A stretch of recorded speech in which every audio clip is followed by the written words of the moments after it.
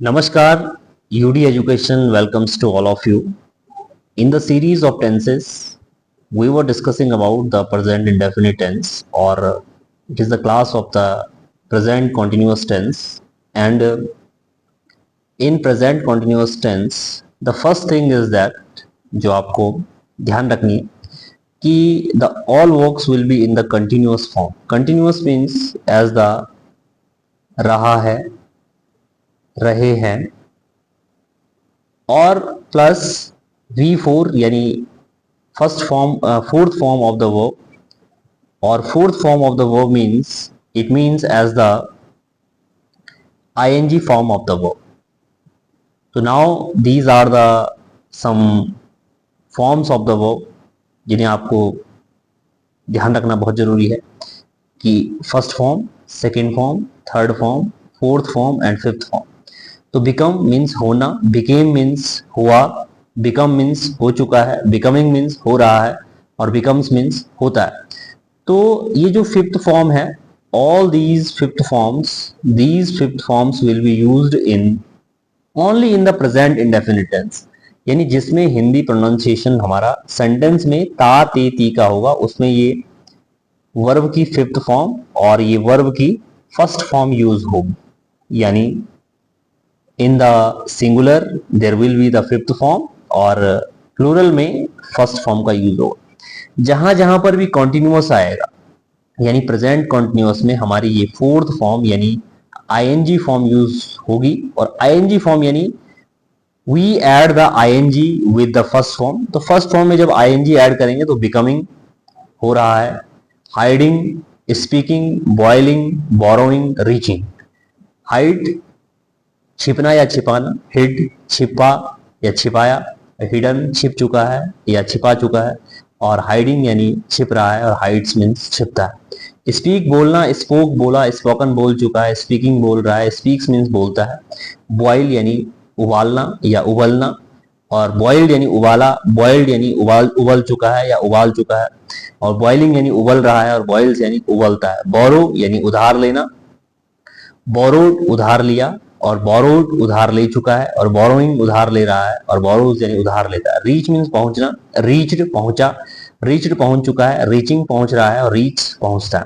तो प्रत्येक टेंस के स्टार्टिंग में हम आपको ये first form V1, second form V2, third form V3, fourth form V4 और फिफ्थ फॉर्म V5 इसलिए बताते हैं डियर स्टूडेंट्स कि ताकि आप इसको अच्छे से अंडरस्टैंडिंग कर पाओ. और जब भी आप बुक्स की रीडिंग करो तो बुक्स की रीडिंग के दौरान ये जरूर देखो कि कौन सी हेल्पिंग वर्ब यूज हुई है और कौन सा सेंटेंस बिना हेल्पिंग वर्ब का यूज हुआ है. और दो ही टेंसेस है जो बिना हेल्पिंग वर्ब के यूज होते हैं, जो हमने पहले की क्लास में डिस्कस किए, प्रेजेंट इंडेफिनिट. तो वाली वीडियो भी आप जरूर देखें. तो now positive sentences of the present continuous tense. Present continuous के टेंस के पॉजिटिव सेंटेंसेस की अगर बात करें तो सबसे पहले सब्जेक्ट यानी जिसके बारे में बात हो रही है. फिर हेल्पिंग वर्ब यानी is, am, are helping verb use होगी प्रेजेंट कंटिन्यूअस में, रहा है, रहे हैं, रहे हो के सेंस में.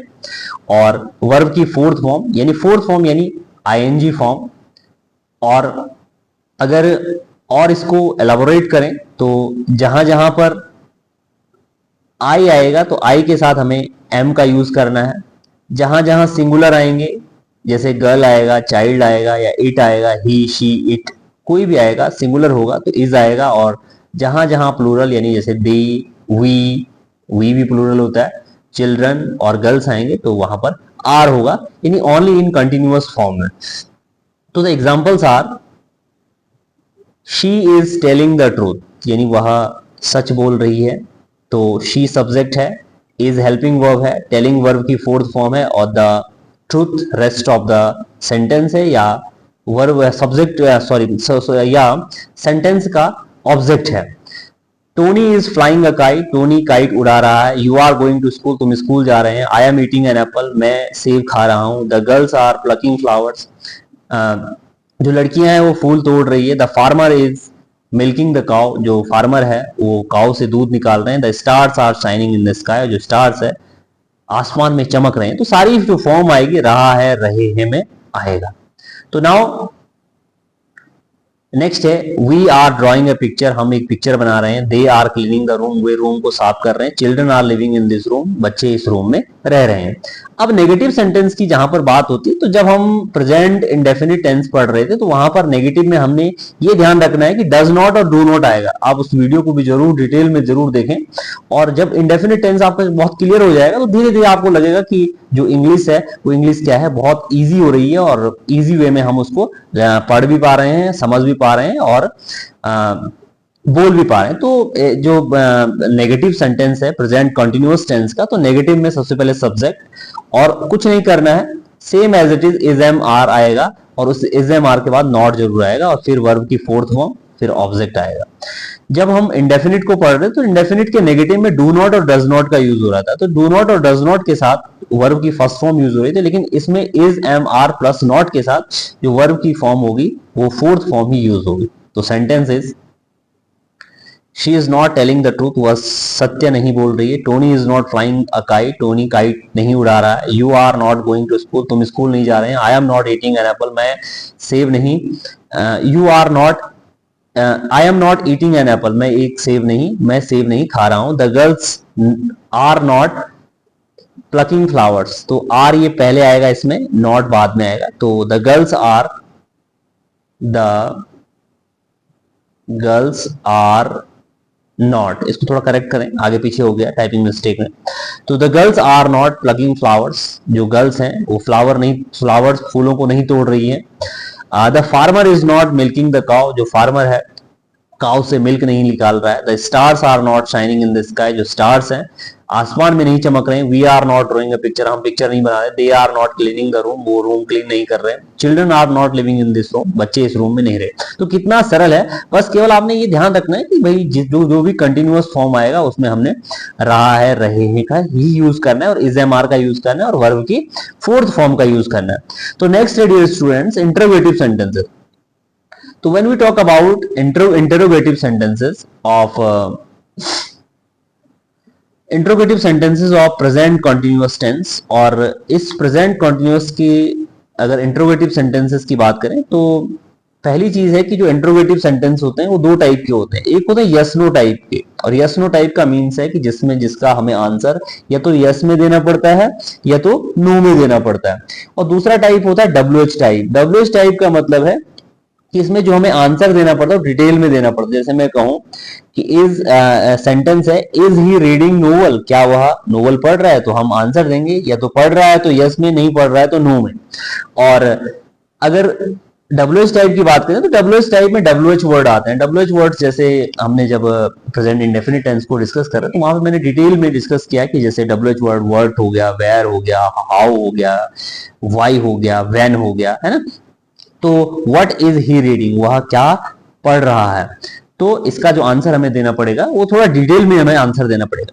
तो डियर स्टूडेंट जहां पर भी यस नो सेंटेंसेस आते हैं, हाँ ना में जिसका आंसर होता है, तो वहां पर हमने इज एम आर को सबसे पहले लगाना है। इज एम आर के बाद सब्जेक्ट आएगा, सब्जेक्ट के बाद वर्ब की फोर्थ फॉर्म आएगी और फिर ऑब्जेक्ट आएगी, यानी वर्ब की फोर्थ फॉर्म हर जगह आनी है। इसके बाद डब्ल्यूएच टाइप वर्ड्स में सबसे पहले डब्ल्यूएच वर्ड आएगा, फिर वर्ब की हेल्पिंग वर्ब आएगी और फिर सब्जेक्ट आएगा और फिर वर्ब की फोर्थ फॉर्म आएगी। और अगर सेंटेंस आगे है तो रेस्ट ऑफ सेंटेंस या ऑब्जेक्ट का यूज होगा। तो सेंटेंस है आर दे प्लकिंग फ्लावर्स, क्या वे फ्लावर्स तोड़ रहे हैं। Why are they plucking flowers, वे फ्लावर्स क्यों तोड़ रहे हैं। Are the star shining in the sky, क्या तारे आसमान में चमक रहे हैं। और डब्ल्यू टाइप में होगा what are the stars shining in the sky, where are the star shining in the sky, यानी आसमान में तारे कहां चमक रहे हैं। नेक्स्ट है यस नो टाइप में are students drawing a picture, क्या बच्चे या क्या विद्यार्थी पिक्चर ड्रॉ कर रहे हैं, बना रहे हैं। How are students drawing a picture, यानी जो विद्यार्थी है वो पिक्चर कैसे बना रहे हैं, तो ये डब्ल्यू टाइप में होगा। Is child living in this room, क्या बच्चा इस रूम में रह रहा है, और डब्ल्यू टाइप में होगा when are the children living in this room, यानी जो बच्चे हैं वो इस रूम में कहां रह रहे हैं। तो व्हेन की जगह आप वेयर लगाएंगे, WHERE वेयर। और व्हेन अगर होता तो व्हेन मतलब कब होता, यानी व्हेन बच्चे इस रूम में कब रहते हैं, तो कब रह रहे हैं, तो ये थोड़ा इनकरेक्ट सेंस हो जाएगा, तो व्हेन की जगह आप वेयर का यूज कर सकते हैं या लगाएंगे। तो जहां पर भी ये इंट्रोगेटिव की बात हो रही थी, तो इंट्रोगेटिव में जो यस नो टाइप था उसमें हमने सीधा सीधा इज एम आर का यूज करना है। इज एम आर का यूज कैसे करना है, माना हुआ सब्जेक्ट सिंगुलर है तो इज का यूज, माना हुआ सब्जेक्ट आई है तो एम का यूज, और सब्जेक्ट अगर प्लूरल है तो आर का यूज। और डब्ल्यूएच टाइप में भी ऐसी डब्ल्यूएच वर्ड का यूज करना है, और अगर सब्जेक्ट प्लूरल है तो आर का यूज, अगर सब्जेक्ट सिंगुलर है तो इज का यूज, और अगर सब्जेक्ट आई है तो एम का यूज। तो इसको भी जरूर आपने ध्यान दे करके देखना है।